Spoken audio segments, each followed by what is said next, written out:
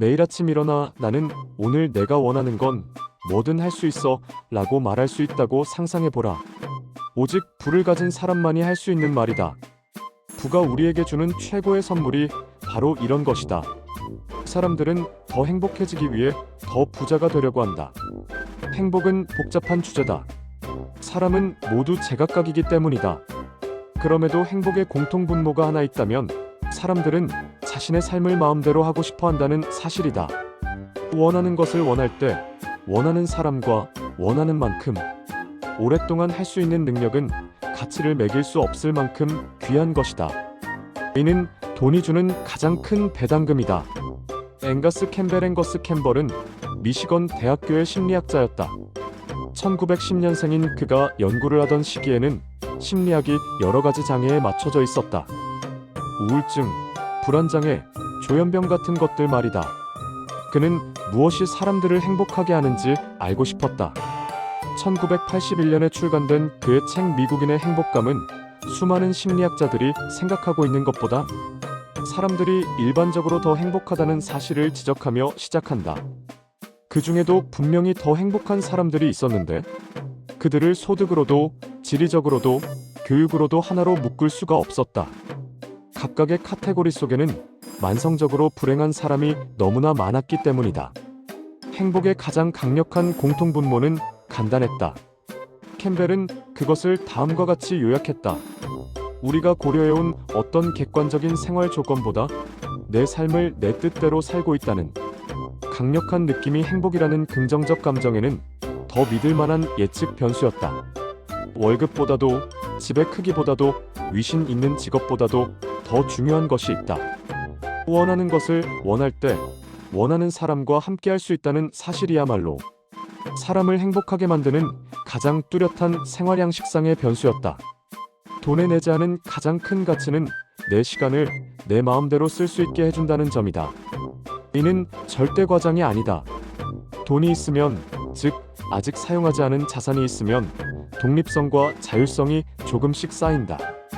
언제 무엇을 할지 나에게 더 많은 결정권이 생긴다는 뜻이다. 부를 갖는다는 것은 어떤 의미일까?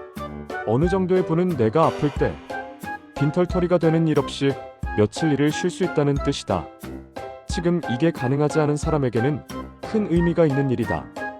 부가 그보다 조금 더 있다면 해고가 되더라도 좀 더 기다릴 수 있을 것이다. 가장 먼저 찾은 일자리에 어쩔 수 없이 취업하는 것이 아니라 더 좋은 자리가 날 때까지 기다릴 수 있다는 얘기다. 이는 인생이 바뀔 만큼 중요한 일이다. 6개월치 비상자금이 있다는 것은 상사가 두렵지 않다는 뜻이다. 새 직장을 구하느라 좀 쉬더라도 별일 없이 지낼 수 있음을 알기 때문이다. 더 많은 부가 있다는 건 월급이 좀 낮더라고 시간 조정이 자유로운 일자리를 구할 수 있다는 뜻이다. 통근 시간이 더 짧은 곳을 택할 수도 있을 것이다. 갑자기 몸이 아프더라도 치료비를 걱정하지 않고 해결할 수 있다. 필요할 때가 아니라 자신이 원할 때 은퇴할 수 있는 능력이기도 하다. 이처럼 돈으로 시간과 선택권을 살 수 있다는 건 어지간한 사치품과는 비교할 수 없을 만큼 큰 가치다. 미국은 세계 역사상 가장 부유한 국가다. 그러나 부나 소득이 훨씬 낮았던 1950년대에 비해 지금의 미국인이 평균적으로 더 행복하다는 증거는 없다. 중위계층을 기준으로 물가 상승률을 감안해도 마찬가지다. 2019년 갤럽에서 140개국 15만 명을 대상으로 한 설문조사 결과를 보면 전날 많은 걱정을 했다고 말한 미국인이 55%였다. 전 세계 평균은 39%였다.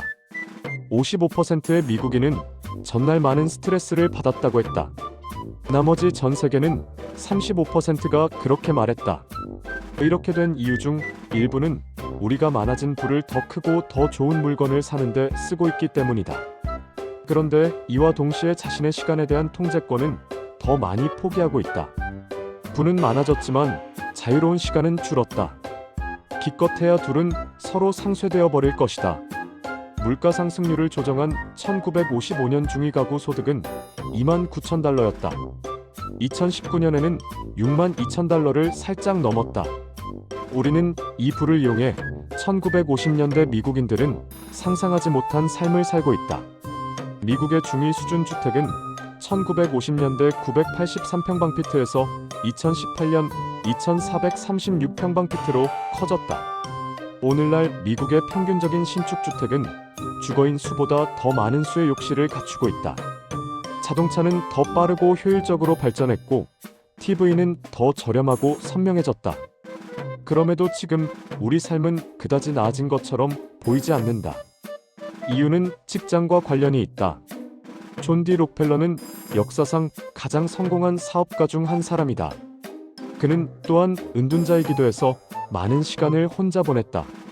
그는 말을 거의 하지 않았고 일부러 범접하기 힘든 사람이 됐으며 누군가 주의를 끌어도 침묵을 유지했다.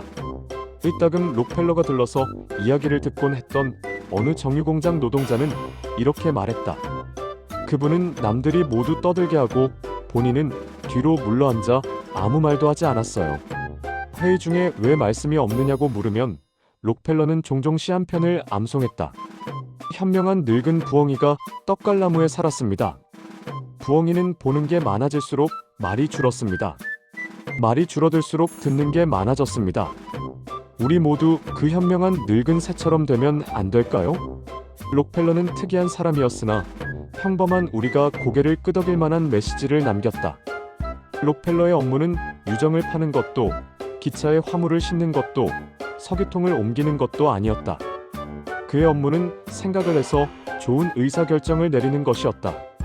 록펠러가 생산하는 것, 즉 그가 만들어내는 최종 제품은 손으로 하는 일도 말로 하는 일도 아니었다.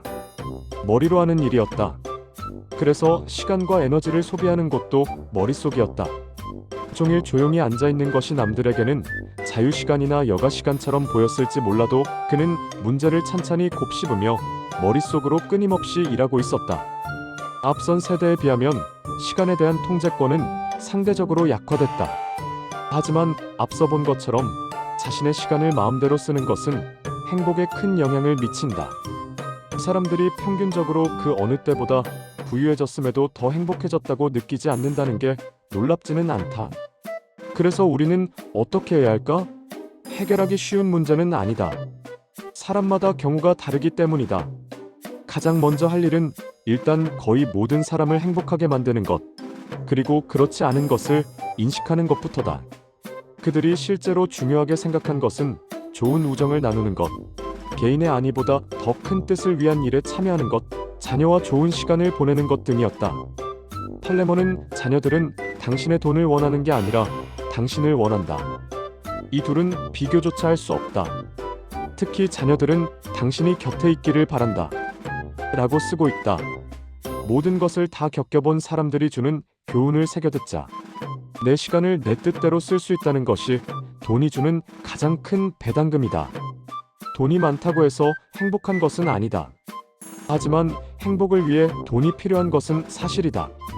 내가 원하는 것을 내가 원할 때, 내가 원하는 사람과 내가 원하는 곳에서 내가 원하는 만큼 할 수 있다는 것은 엄청난 행운이고 행복이다. 그리고 여기에는 반드시 돈이 필요하다.